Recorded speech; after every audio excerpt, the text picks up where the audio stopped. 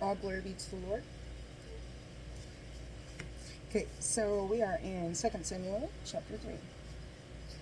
There followed a long war between the house of Saul and the house of David, in which David grew ever stronger. The house of Saul ever weaker. Sons born in Hebron. Sons were born to David in Hebron. His firstborn Amnon of Abinoam from Jezreel. The second Shalab of Abigail, the wife of Nabal of Carmel. The third Absalom, son of Maacah, who was the daughter of Talmai, king of Geshur. The fourth Adonijah, son of Haggith. The fifth Shephatiah, son of Abital. And the sixth Ithream, by David's wife Eglah. These were born to David in Hebron. Can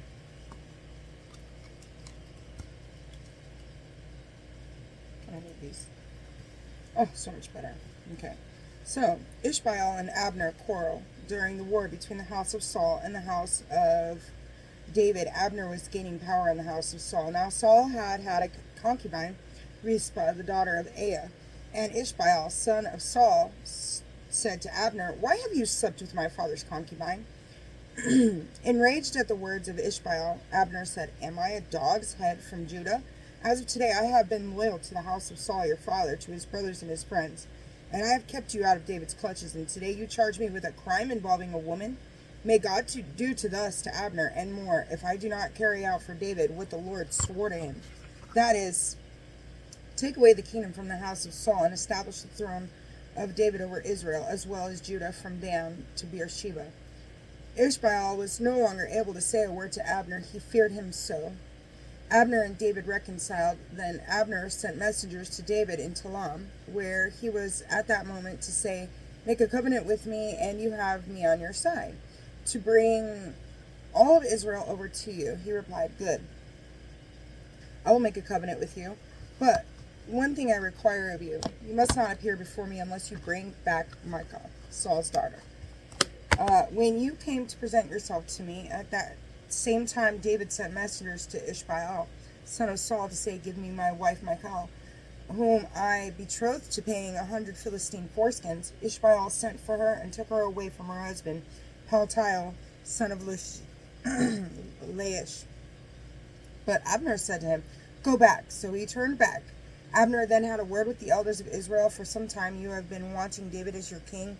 Now take action, for the Lord has said of David, 'By David my servant I will save my people Israel from the power of the Philistines and from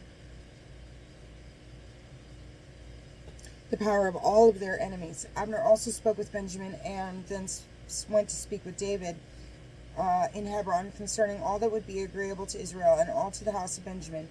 When Abner, accompanied by 20 men, came to David in Hebron, David prepared a feast for Abner and for the men who were with him. Then Abner said to David, "I will now go to assemble all of Israel for my lord the king, that they may make a covenant with you. You will then be king over all whom you wish to rule." So David let Abner go on his way in peace. Death of Abner. Just then David's servants and Joab were coming in from an expedition, bringing much plunder with them. Abner, having been dismissed by David, was no longer with him in Hebron, had gone on his way in peace. When Joab and the family force he had with him arrived, he was informed. Abner, son of Ner, came to David, and he let him go on his way in peace. So Joab went to the king and said, "What have you done? Abner came to you. Why did you let him get away? Don't you know Abner? He came to trick you, to learn your comings and goings, to learn everything you do." Joab then left David and sent messengers after Abner to bring him back from the cistern of Sirah. But David did not know. When Abner returned to Hebron, Joab took him aside within the city gate to speak with him privately. There he stabbed him in the abdomen, and he died for the blood of Asael, Joab's brother. Later David heard of it and said, "Before the Lord, I and my kingdom are forever innocent. May the blood of Abner, son of Ner, be on the head of Joab and all his family. May Joab's family never be without one suffering from a discharge, or one with a skin disease, or a man who holds the distaff, or one falling by the sword, or one in need of food." Joab and Abishai his brother had been lying in wait for Abner because he killed Asahel, their brother, in battle at Gibeon.